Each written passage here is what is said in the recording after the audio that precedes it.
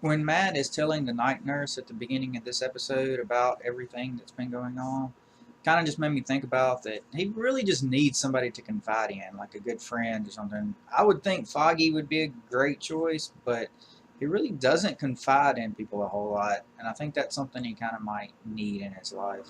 So Frank and Karen are talking at one point at a diner, and they get on the subject of Matt and whether or not she loves him and this whole conversation, and really just made me think, like, I know it's a whole love thing going on there, kind of, sort of, but it really made me think again if Frank knows about Matt being Daredevil.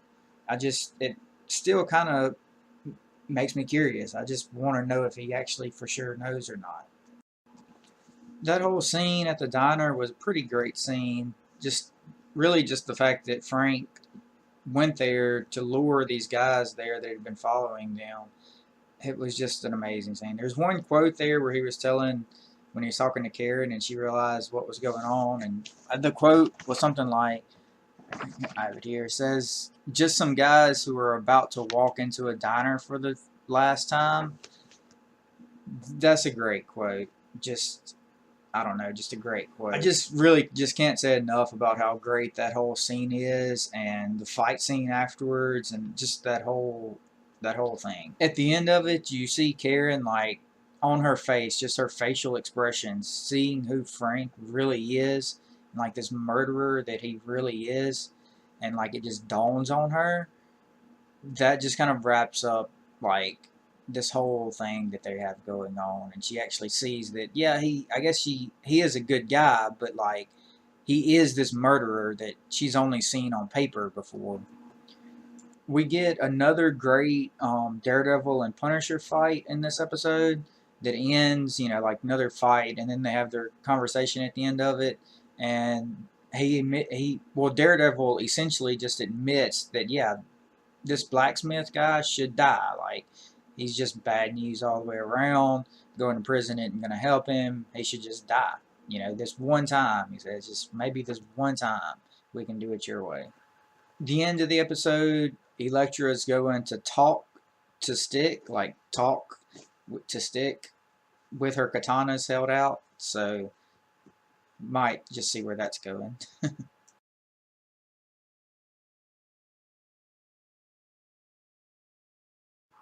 So this episode, we start off by seeing a lot of Elektra's backstory and her being trained by Stick and where all that kind of came from. We also see the end of Nelson and Murdoch, which is pretty sad. Their whole law firm, and it seems like just friendship seems to be over, which is kind of just sad.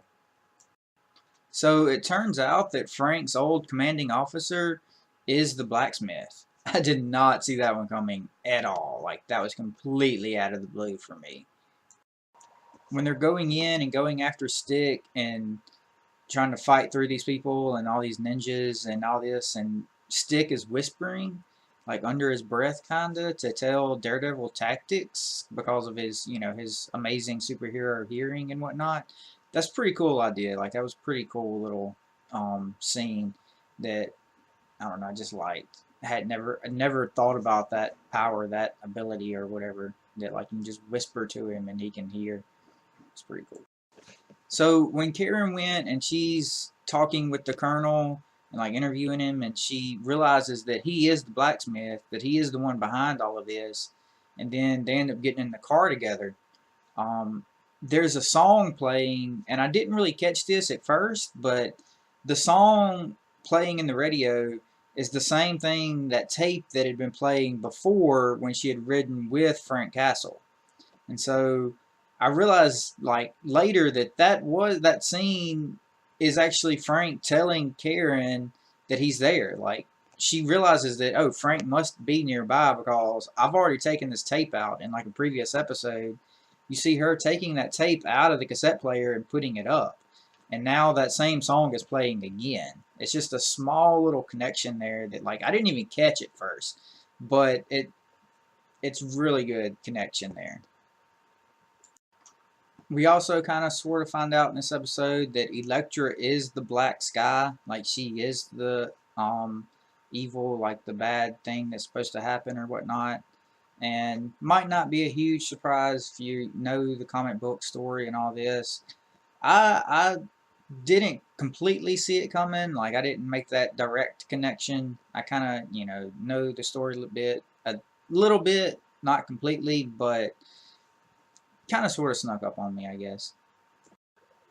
One thing about her backstory that I did enjoy is that how Stick ended up putting her with this rich family to be adopted or whatever, just so she could learn how to be like fancy and live in this fancy high society world and stuff, and not just be, like street level, but know how to be fancy. I thought that was kind of cool that, like, he set her up in that way. So Elektra ends up trying to save Stick instead of trying to kill him, since killing him would essentially make her part of the Black Hand, and so she doesn't want to do that. She's trying to, like, steer away from being evil and the evil person. So she ends up saving Stick. On the other side, you see Frank.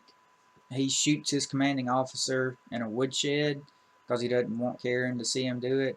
But then he finds this huge stash of, like, weapons and guns and ammo and just everything else hidden in the back of this woodshed. And it's pretty much just going to be his headquarters, I guess, because he's got every gun there that you could possibly want. I really feel like that this episode could have wrapped up this entire season. Like, as far as storyline and plot goes, I feel like we've wrapped up most of everything. Frank has, he's found the blacksmith, he's killed him. That storyline's pretty much completely wrapped up.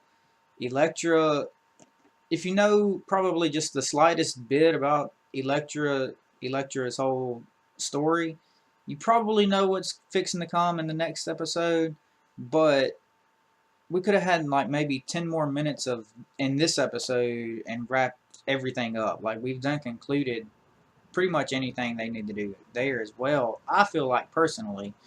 But like I said, after this episode, I'm pretty content with just everything being wrapped up.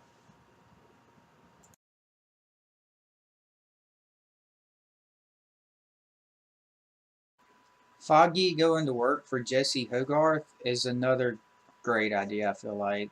No, great way to cross over with Jessica Jones. I didn't see it coming. Another thing that just kind of, like, surprised me, but really makes sense for the storytelling. We get to see Frank going back home and just, like, sitting around at his house for a second, and then he goes back to the woodshed and we see him spray painting what I guess we could only assume is the skull on the front of his, well, in here it's the front of a bulletproof vest, not just a t-shirt, but pretty cool, just setting his story up. Also, he blew his house up. I didn't see that coming either. Just completely blows it up. Just a way to show in the story him getting rid of his old life and what was connecting him to his family, and he's not really concerned about that anymore, but he's moving on. He's still going to be doing this vigilante stuff, but that's not his motivation anymore. So this episode is pretty much just about the Hand kidnaps everyone, I guess, that has ever been affiliated with the Daredevil, and then him and Elektra go to rescue them. There's one scene where Karen Page and the gun dealer from, like, way back in, like, episode 1 or 2, and even season 1, that gun dealer and Karen Page are sitting there after being kidnapped, and they're having a little conversation, and she convinces him to cut on the little tracking device where he's under house arrest. I just really feel like that's a great way to keep connecting back to the beginning of the season, and even that small little connection again back with season 1. So the Daredevil, Elektra, all these ninjas in the Hand, and then Nobu end up having this huge all-out brawl on the rooftop of the building. And then you see Nobu kind of getting into it more, and him and Daredevil are fighting one-on-one. Elektra decides to jump in the way, and Nobu ends up stabbing her in the heart. which is pretty much just part of the Elektra lore if you knew anything about it. Sorry about the spoiler. But if you knew anything about the Elektra lore, I feel like you knew that that was coming. But this, though, is when Frank finally decides to show up. And Frank starts shooting people. And you see Daredevil, like, he's kind of mad and going after Nobu. He ends up throwing Nobu off the roof. But Frank showed up a little, just, like, 10 seconds too late. That's kind of the conclusion to everything. We get a little bit towards the end. Karen writing, trying to finish up her story, and that whole thing is pretty inspirational, talking about just being a New Yorker and everything. Matt finally tells Karen that he is the Daredevil. Just, you know, some of these plot points, just some of this wrapping up the season stuff. The last thing we see is just an empty grave, like kind of zooming out of an empty grave, and then we see Elektra in that little vat thing or whatever it is, the little vessel or whatever, and them closing that up and going black, and that's the last we see for this season.